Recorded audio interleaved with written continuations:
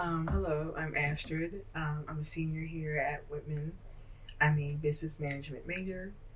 I am a first generation college student, and I'm from Miami, Florida.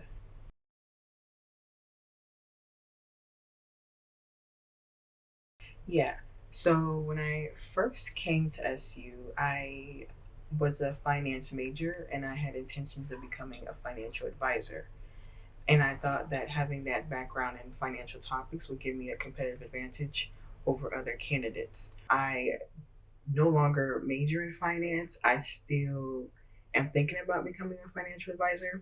And I also thought the role was similar in a sense where you have to be educated in the topics that you are going to teach or that you are going to sell. And also, it was client facing. So, in this sense, it's student facing. So I recognize the parallels between both jobs, and I thought that this would be a good opportunity for me to see if I would like the role of becoming a financial advisor. And I also have a genuine interest in the things that we teach, and I wanted to learn them for myself.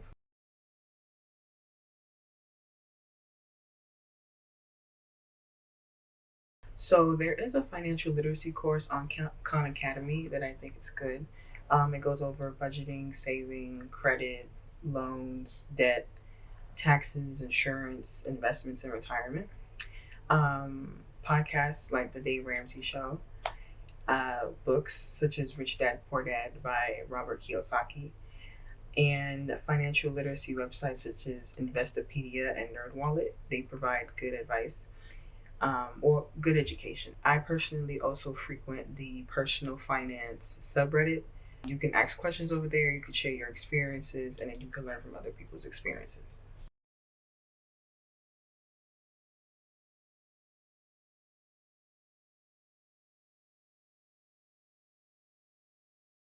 So, like I said before, I am a first gen college student. So, my parents, they're immigrants. And for most of my childhood, I had a single mother. That single income, you have to cover things like childcare, housing, food, etc., all those things, which could be challenging doing it by yourself. And on top of that, there's also a language barrier, which prevented her from going to school to earn a higher paying job. But I mean, once you learn the language, then you still have to account for the fact that you have a child, and that makes everything complicated. So it makes going to school harder. So I grew up low income. This created a situation where a lot of times my mom was focusing on surviving and just meeting the needs that the immediate needs, as opposed to long-term financial planning. Because of that, I didn't want to get stuck in the same cycle, and I recognized what happened and how I grew up, and I wanted to change it. So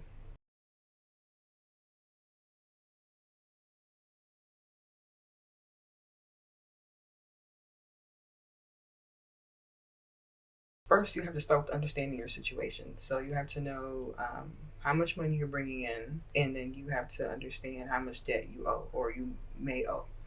And then after that, you have to create a budget. With the budget, of course, again, knowing what your expenses are, and then knowing how much money you're bringing in.